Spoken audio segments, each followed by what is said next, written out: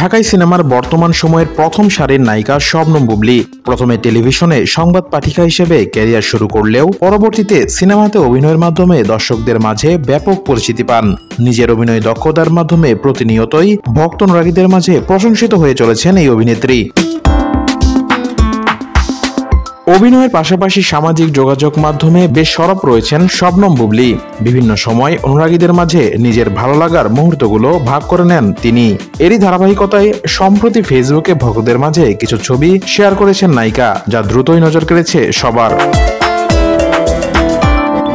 Share করা ছবিগুলোতে দেখা যায় বুবলী কাশফুলের শুভ্রতার মাঝে বেশ হাসি খুশি হিসেবে নিজেকে মেলে ধরেছেন। খোলা চুলে মিষ্টি হাসিতে তিনি যেন কাশফুলের লাবণ্যের সঙ্গে মিলে গেছেন।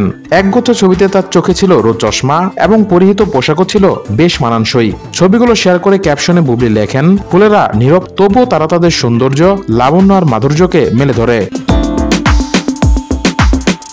তার এই রূপের প্রশংসা করে কমেন্ট বক্সে হুমড়ি খেয়ে পড়েছেন নেটিজেনরা। বুবলীর ছবিতে ভালোবাসার ইমোজি আর প্রশংসার বন্যা বয়ে দিয়েছেন ভক্তরা।